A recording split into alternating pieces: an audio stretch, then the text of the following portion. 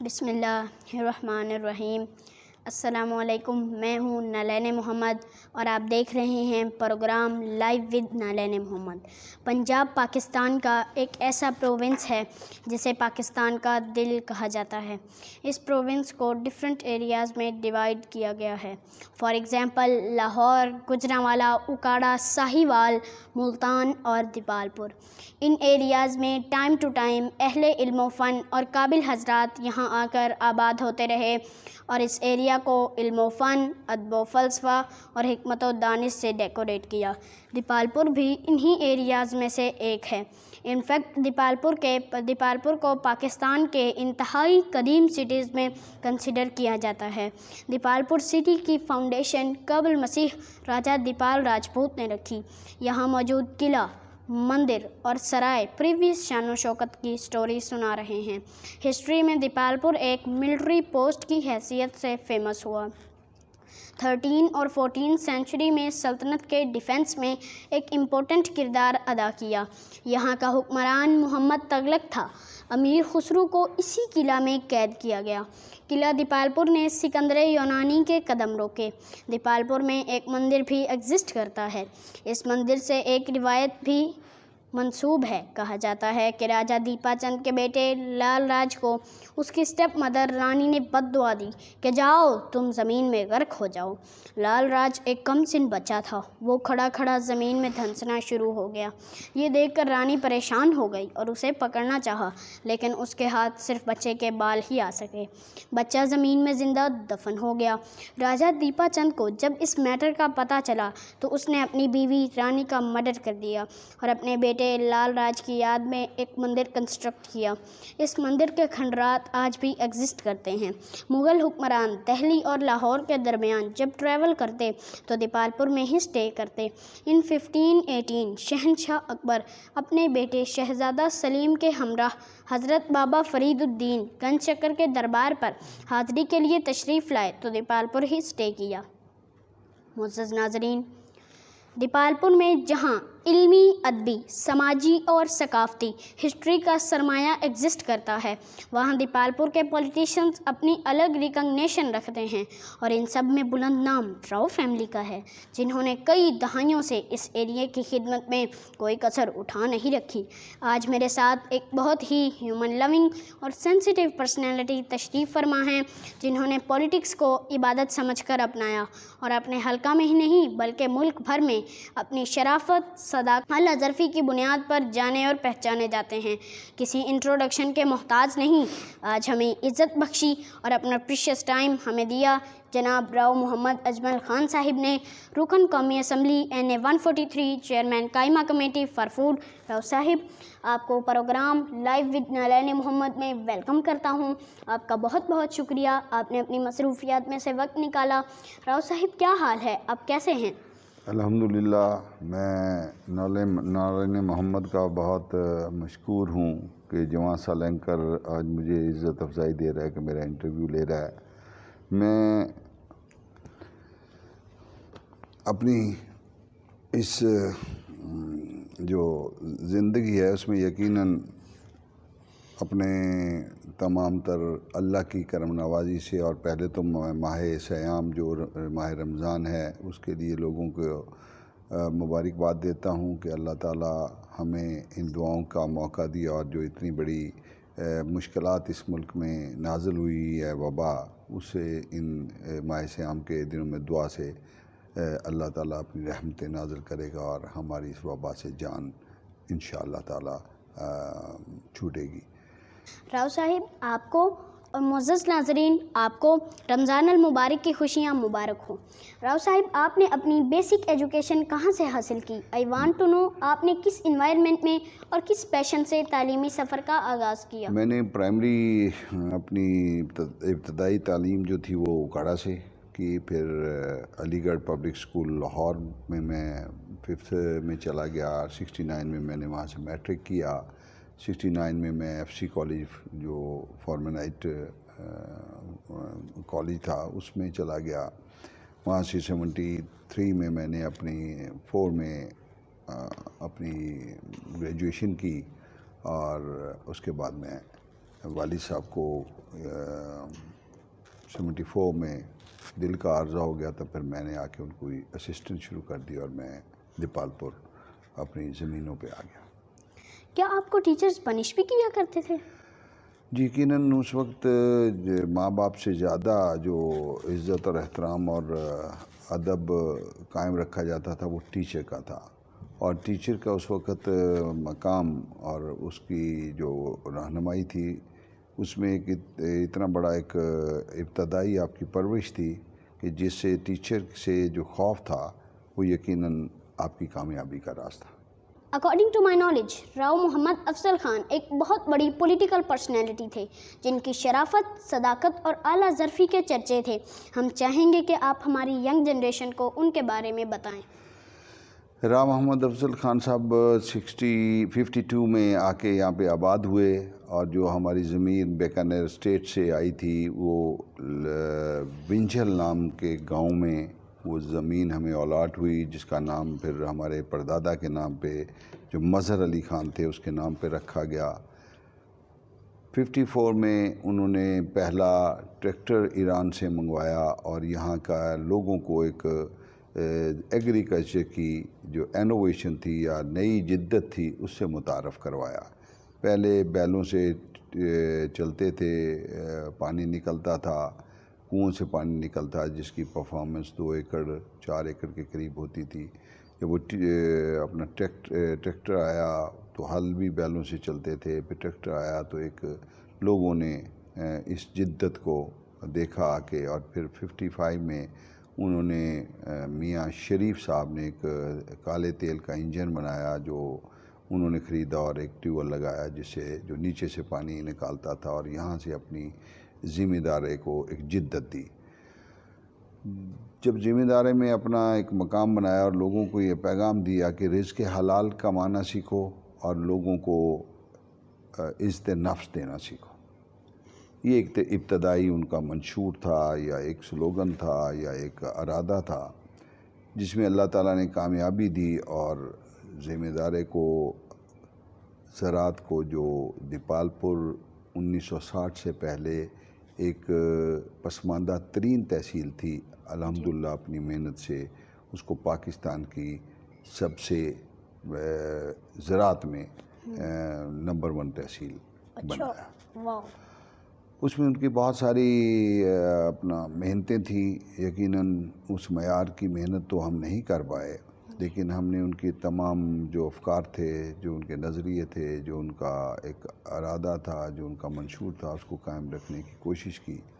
58 میں والد صاحب پہلی دفعہ چیئرمین یونین کونسل مقرر ہوئے، 62 میں پہلی دفعہ MP ہوئے، 65 میں انہوں نے امیر محمد خان کے خلاف الیکشن لڑا جو الحمدللہ انہوں نے بڑے واضح اکثریت سے جیتا۔ 70 میں انہوں نے بھٹو صاحب کے پیپلز پارٹی کے خلاف الیکشن لڑا، جس ادوار میں ویسٹ پاکستان اسمبلی میں صرف پاکستان کی 7 سیٹیں پروونشل اسمبلی میں تھی، اور ان میں سے ایک دیپال پور میں حاجی راؤ محمد افضل صاحب نے، جس میں پیپلز پارٹی کے کینڈیڈیٹ کو اور گدی نشین سید اعجاز شاہ صاحب اور سعید خان لادو کا، یہ 4 کینڈیڈیٹ والد صاحب سمیت تھے، ان کو پھر شکست دی اور پیپلز پارٹی کے اگینسٹ وہ کامیاب ہوئے۔ 74 میں بھٹو صاحب نے انہیں ریکویسٹ کی اور وہ پیپلز پارٹی میں شامل ہو گئے۔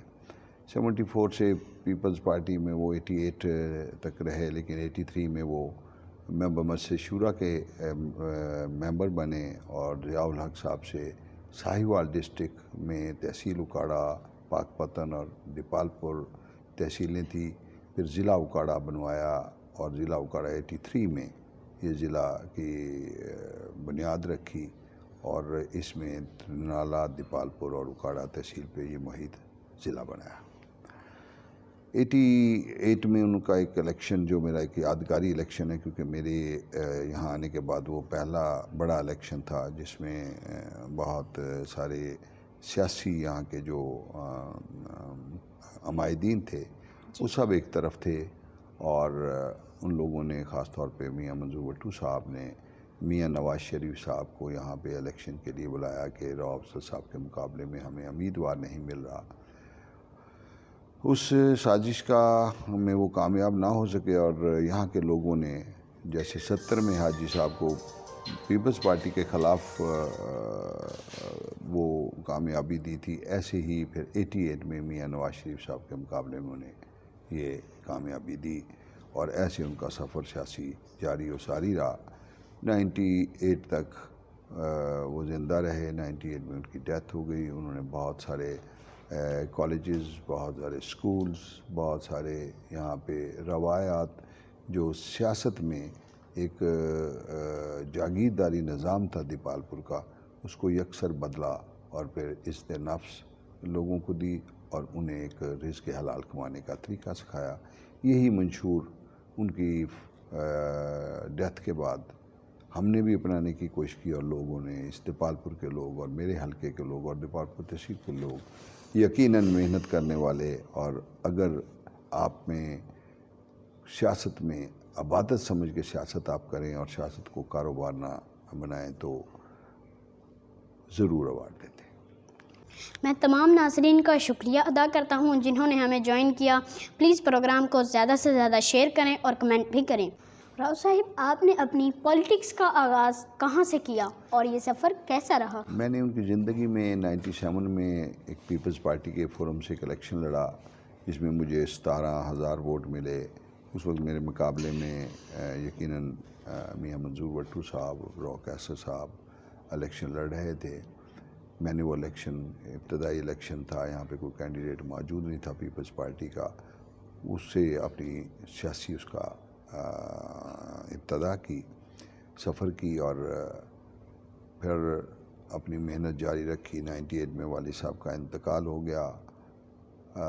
وہ دوست جن کے ساتھ حاجی راؤ افضل صاحب کے ایک تعلق تھے، انہوں نے اپنا دست شفقت مجھ پہ رکھا اور 92 میں میرا پہلا الیکشن، جو یقیناً میرے لیے ایک یادگاری الیکشن تھا، کیونکہ میاں جنرل مشرف صاحب میرے مخالف ان کا کینڈیڈیٹ تھا اور اس وقت وہ ادوار بہت زیادہ حکومتی جو ادارے تھے وہ اپنا الیکشن میں کردار ادا کر رہے تھے، لیکن میری والدہ کی دعاؤں سے، میرے حلقے کے لوگوں کی مہربانی سے میں نے وہ آزاد حیثیت میں 20,000 ووٹوں سے وہ الیکشن جیتا، جس سے میرا اوانوں میں پہلی دفعہ میں جا کے میں نے جگہ بنائی اور پھر اس جگہ کے بعد میں نے سیاست کا ابتدا۔ راؤ صاحب، لائف میں سکسیسفل ہونے کے بے شمار راستے ہیں، آپ نے پولیٹکس کے کانٹوں بھرے اور ڈیفیکلٹ راستے کو ہی کیوں اڈاپٹ کیا؟ ہاں، میں جب 74 میں آیا تو میں نے والد محترم کے ساتھ جو وقت گزارا تو اس میں جو ہماری عزت وقار اور رزق تھا، ہم یہ سمجھتے تھے جس مٹی نے، جس میں آ کے ہم آباد ہوئے، جسے دیپال پور تحصیل کہا جاتا ہے، اس نے ہمیں ان تمام چیزوں میں اضافہ کیا۔ ان کی خدمات کو دیکھتے ہوئے کہ 33 سال انہوں نے یہ سفر گزارا اور لوگوں کی خدمت کی اور ہمیں ہر چیز کا عروج ملا، تو میں نے بھی یہ سمجھا کہ انسانیت کی خدمت ہی افضل ہے، اور افضل نے بھی انسانیت کی خدمت کی اور میں بھی اس کا پیروکار بن کے اسی طرح انسانیت کی خدمت کروں اور لوگوں کی فلاح کروں اور لوگوں کے لیے جو ممکن ہو سکے اپنی سروسز دے سکوں۔ راؤ صاحب، آپ نے کتنے الیکشن کانٹیسٹ کیے، سکسیسفل بھی رہے اور الیکشن لوز بھی کیے ہوں گے؟ ہم آپ کی پولیٹیکل اچیومنٹ کے بارے میں جاننا چاہتے ہیں۔ یقیناً 1997 کا الیکشن میرے لیے ایک شروعات تھی، اور پھر جب 2002 میں منتخب ہوا آزاد حیثیت میں، تو میری یہ خواہش تھی کہ یہاں پہ جو ایک ٹریڈیشنل سیاستدان ہیں، جو طریقہ کار ان کی سیاست کا اس کو میں تبدیل کروں اور عام آدمی تک اپنی سروسز تک پہنچاؤں، کیونکہ میں آزاد حیثیت میں ہوا تھا تو میں نے اس وقت کے حاکم سے اور اس وقت کے سسٹم سے ایگریمنٹ کیا کہ مجھے صرف اپنے حلقے کی فلاح چاہیے، مجھے اپنے حلقے کی بہبود چاہیے، مجھے اپنے حلقے کی تعمیر و ترقی کے کام چاہیے، اور مجھے مطلب great of Allah and I am proud of my کانسٹیچوئنٹس کہ یہ پرائیڈ ہے کہ پنجاب میں سب سے پہلے دیہاتوں میں سوئی گیس کا ایک ابتدا ہوئی، اور اس سارے دور میں سب سے بڑا جو میں سمجھتا ہوں کہ میرے اس حلقے میں جو کام ہوئے شاید پچھلے 50 سال میں کوئی سیاستدان ویسے کام نہیں کروا سکا ہوگا، اور 15 ارب روپے کے کام 2002 سے 8 تک ہوئے۔ راؤ صاحب، آپ نے اور آپ کی فیملی نے پولیٹکس میں ماشاءاللہ لانگ لائف سپینڈ کی ہے۔ آر یو سیٹسفائیڈ کہ آپ نے جو کچھ کرنا تھا وہ کر لیا، یا پھر ابھی عشق کے امتحان اور بھی ہیں؟ میں یقیناً یہ سمجھتا ہوں کہ ہر چیز کی جو انتہا ہے وہ تو یقیناً اللہ تعالیٰ کی ذات جو ہے وہ مدد کرتی ہے، اور ہر انسان اس کو کوشش کرتا ہے کہ میں خوب سے خوب تر اور بہتر سے بہترین کی طرف لے کے جاؤں، لیکن اللہ نے جو مجھے لوگوں کی دعاؤں کے صدقے جن فورمز پہ بھیجا، جن مقتدر لوگوں کے پاس بھیجا، جن ایوانوں میں بھیجا، وہاں پہ ان کی دعاؤں کا دعائیں میرے ساتھ شامل تھی، اور میں نے جو چاہا، جیسے چاہا، جو میرے کانسٹیچوئنٹس کی ضروریات تھی یا ان کے مشکلات تھی یا ان کے مسائل تھے، اس میں الحمدللہ مجھے 100% کامیابی۔ راؤ صاحب، آپ کے لخت جگر راؤ سعد خان NA 144 حویلی لکھا میں ڈیفرنٹ میٹنگز کر رہے ہیں۔ نیکسٹ الیکشن میں وٹو فیملی کو ٹف ٹائم دینے کا پلان تو نہیں؟ دیکھیں، یہ کسی کی وراثت تو نہیں ہے سیاست کہ وہ کوئی یہ حلقہ کوئی 56% اس حلقے میں یقیناً ایک کلین وٹو برادری کا موجود ہے، باقی دوسرے کلین موجود ہیں، کہ یہ کسی ایک گھر کی سیاست ہے یا وراثت ہے۔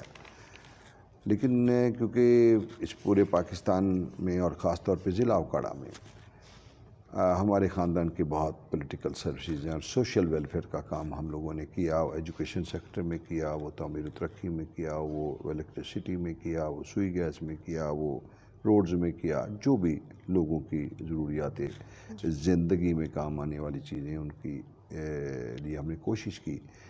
تو اب یہ سعد is a very well educated. He has done his degree from America. Fahad has done his degree from UK. تو امید ہے کہ اگر لوگوں کے دلوں میں اپنا جگہ بنائیں گے تو ان کے لیے پورا ضلع موجود ہے، جہاں سے بھی الیکشن لڑنا چاہیں۔ ان کے والد محترم کی، ان کے دادا محترم مرحوم کی بہت ساری لیگیسی، بہت ساری دوستی، بہت سارا تعلق ہر جگہ موجود ہے۔ تو وہ اگر اپنے آپ کو اس میں ثابت کریں گے فیلڈ میں لوگوں سے بہتر، تو انہیں ضرور موقع ملے گا اور وہ ہر جگہ سے الیکشن لڑ سکتے ہیں۔ میں تمام ناظرین کا شکریہ ادا کرتا ہوں جنہوں نے ہمیں جوائن کیا۔ پلیز پروگرام کو زیادہ سے زیادہ شیئر کریں اور کمنٹ بھی کریں۔ کسی ایریا کی پراسپیرٹی کو انالائز کرنے کے لیے وہاں کا انفراسٹرکچر دیکھا جاتا ہے۔ سٹی دیپالپور میں سیوریج سسٹم ٹوٹلی ڈیمیج ہو چکا ہے، اس کی ریہیبلیٹیشن کے لیے آپ کیا اقدام کریں گے؟ میں اس میں میاں شہباز شریف صاحب کا بہت مشکور ہوں کہ انہوں نے یقیناً اس کو 2008 میں اس پروجیکٹ کو شروع کیا، اور ہمارے MP ملک علی عباس صاحب نے اس کی پروجیکٹ کی منظوری لی۔ میں بھی ان کے ساتھ ہم سفر تھا اور شامل تھا۔ یقیناً اس کا وقت کچھ زیادہ لگ گیا، لیکن آج الحمدللہ 80% دیپالپور کا سیوریج کا سسٹم مکمل ہو چکا ہے۔ 20% کچھ پلاگنگ ہونے والی ہے۔ جب پلاگنگ ہو جائے گی تو پھر اس سسٹم میں بہت بہتری آ جائے گی، اور یہ ایک خواب تھا دیپالپور کا، اور وہ خواب الحمدللہ ہمارے قائد محترم میاں شہباز شریف صاحب نے اس کو لیے بڑی خطیر رقم دی، جو تقریباً 42 کروڑ روپیز تھی۔ راؤ صاحب، آپ نے خدمت انسانیت کو امپورٹنس دی۔ خدمت انسانیت کے پیشن کے پیچھے موٹیو کیا ہے؟ ہاں دیکھیں، میں آپ کو ایک موٹیوز تو یقیناً ہمیشہ یہ ہونا چاہیے کہ اللہ تعالیٰ کی جو مخلوق ہے اس کا بھلائی ہو، اور جو آپ کے کندھوں پہ اللہ تعالیٰ نے ایک ذمہ واریاں ڈالی ہیں، وہ بجائے آپ ذاتی اپنے مفادات کے، وہ لوگوں کے مفادات کے لیے اپنی توانائی خرچیں۔ اور میں ان خوش قسمت پولیٹیشینز میں سے ہوں جس جگہ پہ بھی گیا جو بھی مقتدر لوگ ہوئے، اور خاص طور پہ اب جو میری جماعت، جس جماعت سے میں وابستہ ہوں، پاکستان مسلم لیگ، میں اس کا بہت مشکور ہوں کہ میں نے ایک الیکشن 2008 میں جو تھا، میاں منظور بھٹو صاحب میرے مقابلے میں تھے، اور وہ 1017 ووٹوں سے مجھ سے ون کیا تھا انہوں نے۔ وہ 4-5 سال کا جو ان کا ٹائم تھا، جس میں انہیں وہ عہدۂ وقار مرتبے جو سابقہ ادوار میں بھی وہ رہے، وہ پھر اس میں منسٹر فار انڈسٹریز ہوئے، اور بہت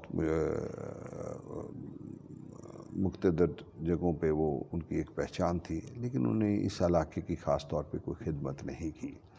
اور زرعی یونیورسٹی ایک 2002 میں نے، جو میرے والد نے زراعت سکھائی تھی، وہ میں نے ایک زرعی یونیورسٹی یہاں پہ منظور کروائی، اس کی ابتدائی کلاسز بھی شروع ہو گئی، لیکن میں سمجھتا ہوں کہ میاں منظور بھٹو صاحب نے وہ تعلیم اور ہماری نسل کشی کرنے کا جو اس کو تکمیل نہ کروا کے ایک اپنے ذمے ناکامی کا ایک توق لیا تھا، میں نے آ کے وہ 2013 میں جب شروع کی، اس یونیورسٹی کو بند کروا دیا گیا تھا اس ادوار میں، تو میرا یہ پیشن تھا کہ میں اس زرعی یونیورسٹی کو مکمل کرواؤں، اور یہاں پہ جو میرے والد نے ایک لوگوں کو رزق حلال کمانا سکھایا، تو میں بھی اس میں کنٹریبیوٹ کر کے کوئی انوویشن دوں۔ تو وہ زرعی یونیورسٹی آج الحمدللہ 3 ارب روپے کی لاگت سے اکاڑا میں دیپالپور زرعی یونیورسٹی ایٹ کسان مکمل ہو چکی ہے، اور اس کی کلاسیں شروع ہو گئی۔ وہ میرے قائد محترم میاں نواز شریف کا ایک بہت بڑا، شہباز شریف صاحب کا ایک بہت بڑا، ایک میں سمجھتا ہوں کہ میری نسل کے لیے، اکاڑا کے لوگوں کے لیے بہت بڑا ایک کام ہے۔ سب سے بڑا کام تو اسکندر اقبال صاحب جب وہ منسٹر تھے انہوں نے کروایا، جو کیڈٹ کالج اکاڑا کا تھا، لیکن یقیناً میں سمجھتا ہوں کہ اس سے بعد میں جو بڑا کام ہوا اکاڑا ضلع کا، وہ زرعی یونیورسٹی دیپالپور تھا۔ زرعی یونیورسٹی دیپالپور کے بعد یقیناً میں نے دیکھا کہ وہ روایتی سیاستدان جو دیپالپور کی ایجوکیشن سیکٹر میں کوئی اپنی کلیدی کردار ادا نہیں کر سکے۔ میں نے شروع کروایا تھا ایک سکول 2004 میں، جسے ڈی پی ایس کہتے ہیں، اور ڈی پی ایس ایک ایسا سکول ہے جس کی شاید پورے پنجاب میں ایسی بلڈنگ، ایسی کلاسز، ایسا اس کا کیمپس شاید ہی کہیں موجود ہو۔ وہ اس وقت کے مطابق 20 کروڑ روپے کی لاگت سے مکمل ہوا تھا۔ 22 ایکڑ میں وہ سکول موجود ہے۔ آج 3100 بچہ اس میں پڑھ رہا ہے، جو پلفریج ہو کے، جو مائیگریٹ ہو کے ہمارے دیپالپور کے متوفع لوگ لاہور یا اکاڑا چلے گئے تھے، وہ بھی واپس آئے۔ تو یہ وہ چیزیں تھیں۔ پھر دیپالپور کی سراؤنڈنگ میں الحمدللہ کوئی بائی پاس ایسا نہیں ہے جو کارپیٹڈ نہ ہو، اور جو ریوری چوک سے دیپالپور کو سڑک جاتی ہے وہ 40 فٹ ون وے کی صورت میں جا رہی ہے، اور ہمارے دیپالپور کی ایک یقیناً وہ انٹرنس جو ہے وہ ایک نظر آتی ہے کہ یہاں پہ کوئی شہر دیپالپور موجود ہے۔ اس کے بعد ہم نے بہت ساری ڈیولپمنٹ کے کام کروائے۔ یہاں پہ ٹف ٹائلز 35 کروڑ روپے کی شہباز شریف صاحب نے دی۔ پھر یہاں پہ بجلی کے بہت سارے کام ہوئے، اور وہ کام جو تھے وہ یقیناً پھر اس دیپالپور کی ترقی کا باعث بنے۔ میں تمام ناظرین کا شکریہ ادا کرتا ہوں جنہوں نے ہمیں جوائن کیا۔ پلیز پروگرام کو زیادہ سے زیادہ شیئر کریں اور کمنٹ بھی کریں۔ راؤ صاحب، آپ کے حلقہ میں ایک بڑا شاندار فیملی پارک ہے جہاں فیملیز اپنا فری ٹائم سپینڈ کرتی ہیں۔ یہ منصوبہ کب اور کس دور میں کمپلیٹ ہوا؟ میاں شہباز شریف صاحب یہاں پہ تشریف لائے تھے 2014 میں، اور یقیناً ہم نے انہیں ریکویسٹ کی۔ بہت سارے منصوبے تھے جو تقریباً 10 ارب روپے کے وہ ٹوٹل پروجیکٹ تھے، تو ہماری یوتھ نے اور ہمارے جو فیملی اورینٹیڈ سپورٹرز تھے انہوں نے انہیں ریکویسٹ کی کہ ہمیں ایک اچھے پارک کی ضرورت ہے۔ والد صاحب نے یہ پارک، جب وہ ڈسٹرکٹ کونسل کے چیئرمین تھے سائی وال، اس وقت یہ ایک 4 ایکڑ جگہ جو تھی ٹرانسفر کروائی تھی ڈسٹرکٹ کونسل سے ٹاؤن کمیٹی کے نام۔ جو کہ آباد پڑی تھی، اور یہ سنکن ایک وہ تھا، اور سارے شہر کی ڈھکی کا اور اس قلعے کا پانی اس میں آ جاتا تھا۔ تو ہم نے انہیں ریکویسٹ کی، تو پورے ڈویژن ساہیوال کا پہلا فلڈ لائٹ اسٹیڈیم بھی تھا یہ، اور ایک فاطمہ جناح پارک بھی تھا۔ فلڈ لائٹ اسٹیڈیم حاجی راؤ افضل صاحب کے نام پہ تھا، اور پارک فاطمہ جناح صاحبہ کے نام پہ ہے۔ آج وہ پارک میرے شہر دیپال پور کے بچوں کا، میرے شہر دیپال پور کی خواتین کے لیے، جوانوں کے لیے ایک ایسی سی تفریح گاہ ہے جو شاید باقی ٹاؤنز میں موجود نہیں ہے۔ راؤ صاحب، دیپال پور میں اور اس کے سراؤنڈنگ ایریا میں آپ کی طرف سے سوئی گیس ایک بہت بڑا گفٹ ہے، لیکن اب گیس رات 10 بجے سے لے کر صبح 5 بجے تک بند رہتی ہے، اس کی کیا ریزن ہے؟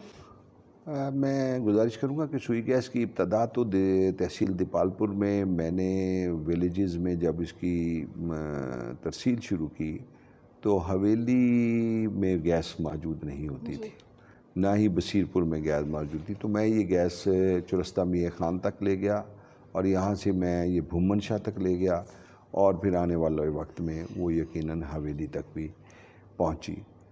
ہم نے 2002 سے 7 میں بھی کوئی 67 ویلیجز کروائے تھے، اور پھر گیس کے اس دفعہ ہر ڈائریکشن میں وہ چرستہ میاں خان سے لے کے حویلی کے جموں وچھل تک، اور دیپال پور سے لے کے پاک پتن کے میرے حلقے پاک پتن کا جہاں سے شروع ہوتا ہے وہاں تک جو اتنے بھی معاوضات تھے، پھر اکاڑا روڈ پہ جتنے بھی معاوضات تھے، پھر حویلی روڈ کے اوپر جتنے بھی معاوضات تھے، ان سب میں تقریباً 57 ویلیجز میں یہ گیس کی، اور یہ گیس میں میاں نواز شریف صاحب کا بہت مشکور ہوں کہ انہوں نے 1 ارب 32 کروڑ روپے کے پروجیکٹس دیے تھے، اور دونوں ٹاؤنز دیپال پور اور حجرہ میں بھی یہ گیس لگی، اور آج کلی کریا اور گھر گھر الحمدللہ گیس ہے، اور ہمارے یہاں پہ گیس کی کوئی لوڈ شیڈنگ نہیں ہے، اور تمام سٹاف جو ہے سوئی گیس کا، ان کا اور سوئی گیس کے تمام ڈپارٹمنٹ کا بھی بہت تعاون رہا، اور انہوں نے ہمارے اس کوشش میں اپنا بہت کلیدی کردار ادا کیا۔ میں ان اداروں کا بھی مشکور ہوں، لیکن یقین لوگوں کی دعاؤں تھی کہ آج وہ کام مکمل راؤ ہوئے۔ صاحب سوری، آپ ان اداروں کا نام لینا چاہیں گے؟ میں سوئی گیس کے ادارے کا خاص طور پہ واپڈا کا، کیونکہ واپڈا کی جو وہ دیپال پور میں اتنا بڑا مسئلہ تھا کہ ہمارا جو قلعہ نما 5 وارڈ ہیں ان میں بجلی کی ترسیل بہت مشکل ہے، کیونکہ وہاں پہ پولز لگنے بڑے مشکل ہیں۔ تو ہمارا سارا شہر قلعہ نما جو تھا اس میں نئے پولز لگے، کیبلز لگی، اور جتنے 5 وارڈ ہمارے اوپر ہیں، 13 وارڈ ہمارے نیچے ہیں، سب میں جتنے ٹرانسفارمرز تھے، وہ اگر 25 کا تو پار کا تھا تو وہ 50 کا ہوا، 50 کا تھا تو 100 کا ہوا، 100 کا تھا تو 200 کا ہوا، 200 کا تھا تو 400 کا ہوا۔ لیکن ساتھ میں ہم نے گریڈ کو، جو گریڈ پہلے جو اس کی کیپیسٹی تھی اس سے 4 ٹائمز مور بڑا گریڈ کروا دیا، اور اس گریڈ کے پر تقریباً 30 کروڑ روپے خرچ ہوئے۔ اس سے 11 نئے فیڈرز ہم نے لگوائے جو دیہاتوں میں گئے، اور ان 11 نئے فیڈرز پہ الحمدللہ 30 سے 35 کلومیٹر لمبے وہ فیڈرز تھے، اور دیہاتوں میں پھر جو آپ کی وولٹیج ڈراپ تھا اس کا سسٹم میرے کسی بھی حلقے کے گاؤں میں اب اللہ کی کرم نوازی سے موجود نہیں ہے۔ ایسے ہی ہم نے اس کے ارد گرد روڈز سیکٹر کو ترجیح دی، اور اکاڑا دیپال پور روڈ پہلے یہ سنگل تھی، میں نے ڈبل کروائی، اور یقیناً اب اس کی حالت کچھ اچھی نہیں ہے۔ میں تمام ناظرین کا شکریہ ادا کرتا ہوں جنہوں نے ہمیں جوائن کیا۔ پلیز پروگرام کو زیادہ سے زیادہ شیئر کریں اور کمنٹ بھی کریں۔ راؤ صاحب، دیپال پور ایک ہسٹوریکل اور بیوٹیفل سٹی ہے، اس کی خوبصورتی کو 4 چاند لگانے میں آپ نے کیا کردار ادا کیا؟ اس میں تو بہت ساری چیزیں، بہت سارے پروجیکٹس ہیں۔ یقیناً ہمارے یہاں پہ بچیوں کا کالج جو 1 ایکڑ میں تھا اس کو ہم نے میں انفارچونیٹلی میرے بیٹی نہیں ہے تو اس کا قرض اتارنے کے لیے میں نے 7 ایکڑ میں ایک ایسا کالج کی ابتدا رکھی جو 18 کروڑ روپے کی لاگت تھی اور 7.5 ایکڑ میں وہ کالج بن رہا ہے، جو تقریباً 90% بن چکا ہے اور 10% بقایا تھا کہ حکومت ختم ہوئی اور ابھی 2 سالوں میں اس پہ کوئی کام نہیں ہو سکا۔ یہ ایک ایسا سا وہ تھا، میں سمجھتا ہوں کہ جو ایک ماں کو یا ایک بچی کو پڑھانا ہے، ایک خاندان کو پڑھانا ہے اور ایک بچے کو پڑھانا ہے، ایک فرد کو پڑھانا ہے، تو اس چیزوں سے اللہ تعالیٰ کی بھی یقیناً مجھے خوشنودی حاصل کرنی تھی، لیکن میرے کندھوں پہ جو ایک کمی تھی یا میرے خاندان میں کمی تھی یا میرے اپنا بچوں میں ایک 2 بیٹے ہیں اور بیٹی نہیں تھی، تو میں سمجھتا ہوں کہ میں نے اپنا فرض ادا کیا۔ وہ کالج اور سارے شہر کی ٹفٹائل اور وہ فیملی پارک اور سارے شہر کے بائی پاسز کارپیٹڈ اور ان تمام چیزوں کا میرے شہر کی تنزیل و رہائش میں بہت بڑا ایک بینچ مارک بھی ہوگا، مائل سٹون بھی ہوگا اور انشاءاللہ یہ چیزیں لوگ ایک اس کو اپنا ایک مشعل بنائیں۔ راؤ صاحب، آپ نے ایجوکیشنل فیلڈ میں ایکسیلنٹ کام کیا، پرٹیکولرلی ڈگری کالج کی کنسٹرکشن ایک بہت بڑی خدمت ہے، لیکن ابھی یہ پروجیکٹ انکمپلیٹ ہے، اس کا کون رسپانسبل ہے؟ یہ پروجیکٹ 2016 میں شروع ہوا تھا، 15 میں اس کی شروعات ہوئی، 15 کے اینڈ میں 2016 میں اس کی بنیاد رکھی گئی۔ اس میں مشکلات یہ تھی کہ یہ محکمہ نہر کی زمین تھی، ایجوکیشن کے نام ٹرانسفر کروانے میں 6 سے 8 مہینے لگ گئے، اور پھر میں اپنے قائد محترم شہباز شریف صاحب کا مشکور ہوں کہ انہوں نے بڑی خطیر رقم اور دوسرے کالجز جو پنجاب کے کالج ہیں اس سے مختلف، یہاں کی دیواریں جو آپ دیکھیں گے کالج کی، وہاں کی جو آپ باہر ٹائلز لگی دیکھیں گے، اندر آپ کلاس رومز میں جو ٹائلز دیکھیں گے، جو وہاں پہ ایلومینیم کی ونڈوز دیکھیں گے، یہ دوسرے کالج میں موجود نہیں ہیں۔ اب جب یہ حکومت آئی تو یقیناً لوگوں نے امید کی کہ شاید یہ حکومت کو بہتر پرفارم کرے گی، ایجوکیشن سیکٹر ان کی پرائرٹی ہوگی، لیکن مجھے افسوس سے کہنا پڑتا ہے کہ 2 سال میں پی ٹی آئی کے ان لوگوں نے اس کالج کی تکمیل میں کوئی اپنا کردار ادا نہیں کیا، اور میں نے کوشش کی کہ اس کا کوئی فنڈز بھی 2018 کے الیکشن کے بعد جاری کروا دیا تھا، لیکن اسے مکمل نہیں کیا جا رہا، جو میرے آنے والی بچیوں کے پڑھنے والی بچیوں کے ساتھ بہت بڑی ناانصافی ہے، اور اس کو جلدی سے جلدی تکمیل ہونی چاہیے۔ میں تمام ناظرین کا شکریہ ادا کرتا ہوں جنہوں نے ہمیں جوائن کیا۔ پلیز پروگرام کو زیادہ سے زیادہ شیئر کریں اور کمنٹ بھی کریں۔ راؤ صاحب، ایک وقت تھا جب پولیٹکس سویلائزڈ انداز میں کی جاتی تھی، مگر اب اس میں لفظی تشدد کا ایلیمنٹ آ گیا ہے، اس کے حوالے سے آپ کا پوائنٹ آف ویو کیا ہے؟ اس کو تو اس طریقے سے لوں گا کہ کچھ ہمارے ہاں پیشنس کی کمی ہو گئی ہے۔ جو پہلے ادب احترام کے رشتے تھے، جو بزرگ تھے، ان کے سامنے جو بچوں کا یا جوانوں کا ایک ادب کا لحاظ تھا، وہ کم ہو گیا، اور جب پیشنس ہماری پوری سوسائٹی میں کم ہو گئی تو اس سوسائٹی میں کم ہونے کی وجہ سے ہوا یہ ہے کہ پہلے سیاسی طور پہ الیکشن لڑے جاتے تھے اور پرفارمنس دکھا کے لوگوں کو اپنے سے بہتر اور افضل بنایا جاتا تھا۔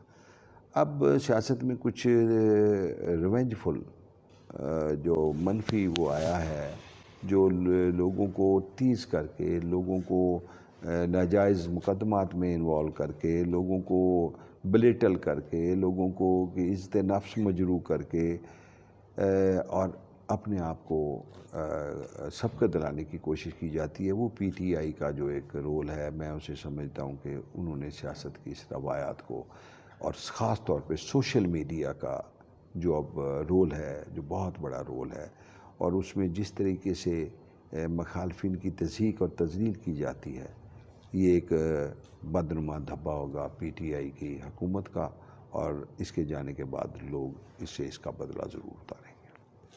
راؤ صاحب، آپ کے خیال میں دیپال پور کا ایسا کون سا مسئلہ ہے جو فوری طور پر حل طلب ہے؟ میں یہ سمجھتا ہوں کہ میں نے بہت سارے چیزوں کی لیے بہتر کام کیا اور دوسرے سیاستدانوں سے بہت بہتر چیزوں کو پرائرٹی دی، لیکن Okara Depalpur road dual carriageway ہونا اس وقت دیپالپور کے نمبر 1 پرائرٹی ہے۔ اور اگر اللہ تعالیٰ نے کوئی مجھے موقع دیا اور میری زندگی ہوئی اور سعد اور فاد کو اللہ تعالیٰ نے اس سیاست میں اپنا شانہ بشانہ میرے ساتھ چلنے کی بھی ہمت دی، تو آئندہ جو میرا میگا پروجیکٹ ہوگا جو انشاءاللہ میں مکمل کرواؤں گا وہ اکاڑا دیپالپور ڈیول کیریج وے ہوگا۔ راؤ صاحب، کرونا وائرس کی وجہ سے بہت سے لوگ متاثر ہوئے ہیں، مشکل کی اس گھڑی میں آپ نے غریب لوگوں کی کیا مدد کی؟ میں نمود و نمائش کا کچھ عادی بھی نہیں ہوں اور کچھ اسے اچھا بھی نہیں سمجھتا۔ یہاں پہ ایک سیاستدان اپنی 1 میل 1.5 میل اور کسی اسکول اور کسی کالج کے افتتاح پہ 8 4 پلیٹس لگواتے تھے اور 2.5 لاکھ روپے کی برجیاں بناتے تھے۔ میں کوئی سے اچھے روایات نہیں سمجھتا۔ یہ لوگوں کی دی ہوئی امانت ہے اور یہ لوگوں کی دی ہوئی عزت ہے جسے آپ نے لوگوں تک پہنچانا ہے۔ ہم نے اب تک 10 سے 12 لاکھ روپے کے مختلف لوگوں کو پیک بنا کے تقسیم کیے اور مزید کل سے شروع کر رہے ہیں۔ لیکن میں سمجھتا ہوں سب سے بڑی کرونا وائرس میں جو ہمیں ضرورت ہے وہ ڈسٹنس کی ہے۔ ہمیں سب سے بڑی جو ذمہ داری ہے سول سوسائٹی کی، اس وقت ہمیں جو پی ٹی آئی کا ایک کوشش ہے کہ لوگ تقسیم رہیں، ہمیں تقسیم ہونے کی بجائے آپس میں یکجا ہونا چاہیے، آپس میں ایک جہد کے ساتھ اس مشکل گھڑی میں لوگوں کے کام آنا چاہیے۔ اور جو لوگ ہیو ناٹس ہیں، جن لوگوں کو روزگار کے لیے مشکل ہے، ہم مل کے بلا تفریق اس کے، بلا امتیاز اس کے کہ کون کس جماعت سے تعلق رکھتا ہے، ان غریب لوگوں کے لیے جو ممکن ہو سکے اپنی سروسز مالی جانی اور ان کے بچوں کے لیے جو کفالت کر سکیں، ہماری وہ پرائرٹی ہونی چاہیے۔ اور کرونا ایک ایسی اندھی بیماری ہے جس کی کوئی خبر نہیں ہے کس میں یہ انفیکشن ہے، تو ہماری سب سے بڑی پرائرٹی ہے کہ ہم ڈسٹنس رکھیں، دوسرا یہ کہ ہم اپنے ماسک لگا کے رکھیں، تیسرا ہم اپنے آپ کو سینیٹائز رکھیں، اور چوتھا سب سے بڑا یہ کہ ہم اپنے گھروں میں زیادہ سے زیادہ وقت گزاریں، اور تاکہ حکومت کے لیے وقت کے لیے، اور جو اس میں سب سے زیادہ فرنٹ لائن پہ ہمارا ادارہ ہے صحت، اس میں ڈاکٹرز ہیں، اس میں پیرامیڈیکل سٹاف ہے، اس میں وہاں کے کام کرنے والے وارڈز بوائے ہیں یا کوئی سویپرز ہیں، ہمیں ان کے لیے دعا بھی کرنی چاہیے، دوا بھی کرنی چاہیے۔ اور وہ اس وقت ہماری وہ فوج ہے جو اپنی جان کے نذرانے دے رہی ہے، اور وہ فوج جو اس وقت ہمارے ملک میں سارے سسٹم کو بہتر کرنے کے لیے اپنا کوشش کر رہی ہے، اس کے لیے بھی ہمارے جو پولیس ہے، اس کے لیے بھی ہمارے جتنے بھی ایڈمنسٹریشن کے لوگ ہیں ان کے لیے بھی، کہ وہ جو جہاں پہ محنت کر رہے ہیں، اللہ تعالیٰ ان کی بھی حفاظت فرمائے اور ہمیں بھی ان کے شانہ بشانہ کھڑے ان کی توفیق دے۔ آمین۔ کرونا وائرس کے حوالے سے آپ مجھے اور میرے ناظرین کو کیا میسیج دیں گے؟ میں کیونکہ آپ نے ہمیں ریپلیس کرنا ہے، اور یقیناً نالے محمد جو ہے وہ ایک ابھرتا ہوا ہمارا ایک ایسا اینکر ہے جو ہمارے علاقے کی ایک شان بنے گا۔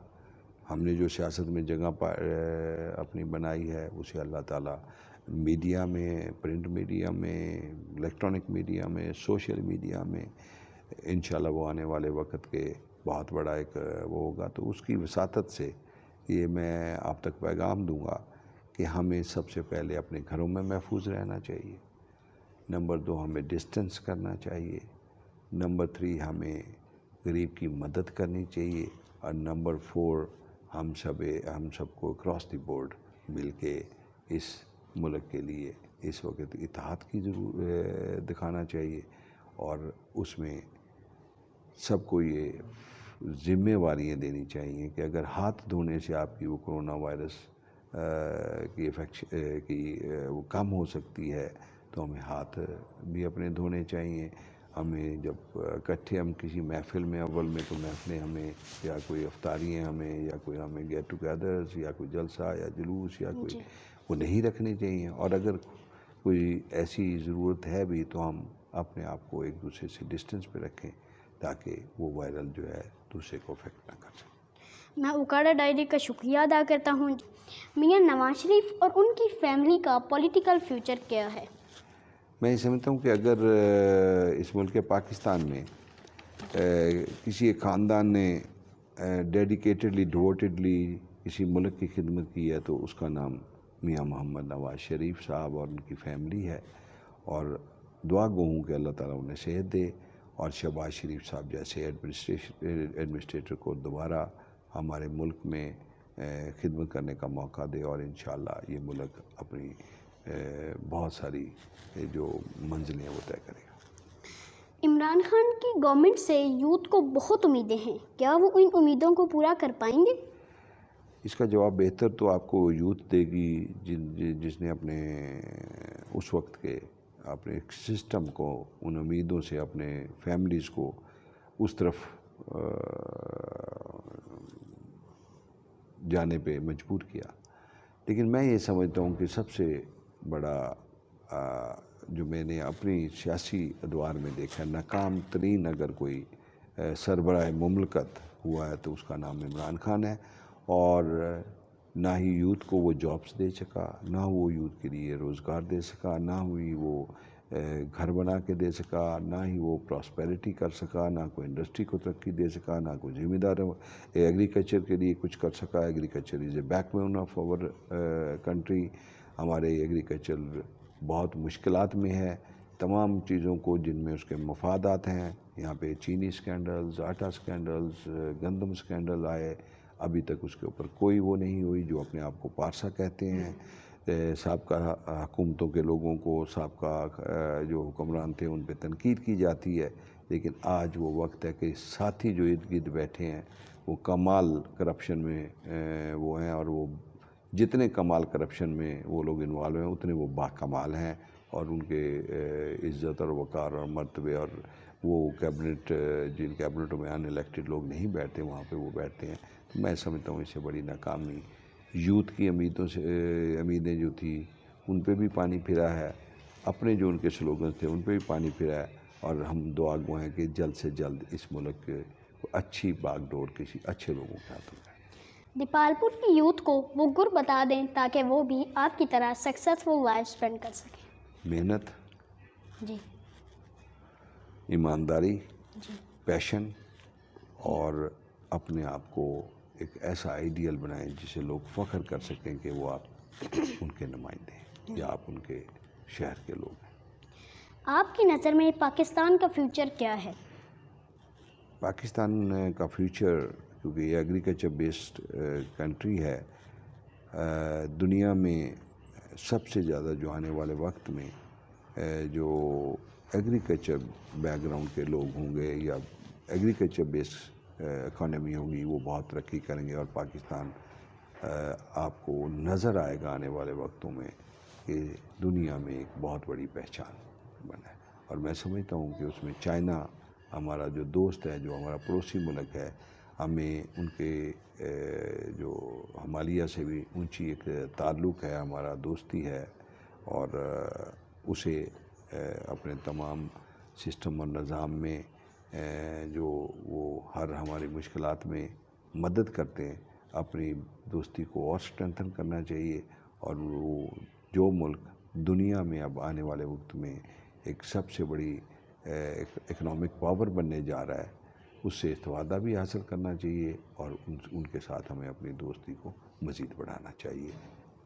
جناب راؤ صاحب، آپ سے یہ لاسٹ کوشچن ہے کہ آپ میرے لیے اور میری نیو جنریشن کو کیا میسج دیں گے؟ یقیناً میں یہ سمجھتا ہوں کہ نالین محمد جو مجھ سے یقیناً کوئی 60 سال چھوٹا ہے جی اور اب آج مجھے وہ سوالات کر رہا ہے، تو میں تو یہ پیغام دوں گا کہ آپ کی طرح ہر بچہ جوان اپنی محنت کرے، لگن سے محنت کرے.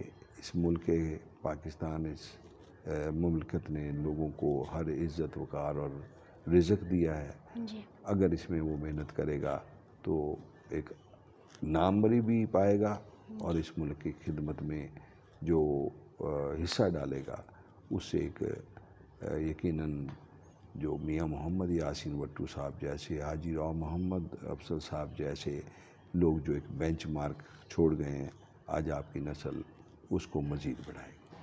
جناب راؤ صاحب، thanks a million for giving me your precious time. Nice to meet you. میں تمام ناظرین کا شکریہ ادا کرتا ہوں جنہوں نے ہمیں جوائن کیا.